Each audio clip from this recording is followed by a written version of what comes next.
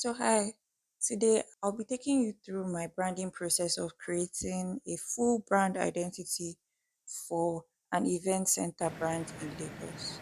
So, I'll be taking you from start to finish. So, let's dive right in. Center in Lagos, and it all started with me simply going out, saying I wanted to change my life. I met someone that day and later closed the client in January. The goal for this project was to design a brand aesthetic that was both modern and traditional, one that brings modernism into the event space in Lagos while still staying true to its traditional roots. I took some time to follow up with the clients and then kicked off the project with a discovery call, asking meaningful questions about the brand. After recording their responses and sending them over for the review, I moved on to the brand research phase. My client was quite knowledgeable about the event space in Lagos and gave me a lot to work with during the research. I conducted a competitors analysis, looking at direct competitors like the Monarch, as well as international brands that inspired my client.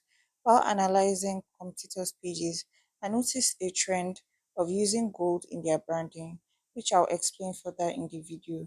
I also took notes of their strengths in branding and marketing as well as their weaknesses. I then highlighted ways my clients could learn from competitors and capitalize on their weaknesses.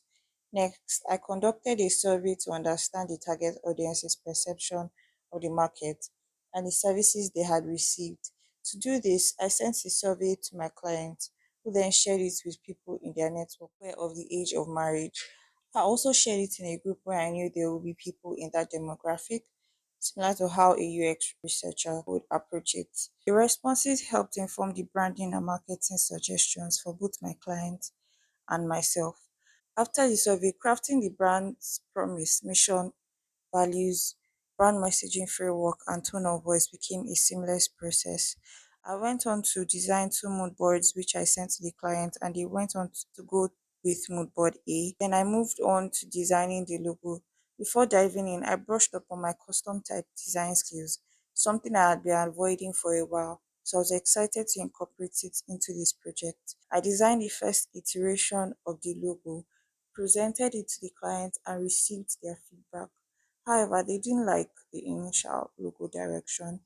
Initially, I chose a luxurious brown to create a more traditional feel, but the client felt it won't work for them, and then I introduced an emerald green. From this project and the feedback I received, I realized the client really wants bold colors. So I came up with an alternative logo and another custom type, presenting them as two separate options. They loved the logo type from the first presentation, and we then discussed the color palette. So I conducted further color research and curated a complementary color system featuring a masculine teal and gold, and of which gold is a popular color amongst Nigerian event center brands. To balance this, I incorporated a warm beige to create a separation from these two bold colors. After finalizing the color palette, I selected the brand typography, worked on additional brand assets, and put together a detailed brand guideline to instruct the client and any future designers on how to use the brand elements. I also provided a compact one sheet guideline for quick reference. Since the client required a social media package, I designed that as well. Afterward, I exported all the logo files in various formats to ensure my clients will never need to search or reach out for a file. I also included a file type guide to guide them to understand the different use cases for each format. Finally, we wrapped everything up with an offboarding call. I asked for a testimonial and LinkedIn recommendation. And from this video, you can tell that I said a lot, a lot.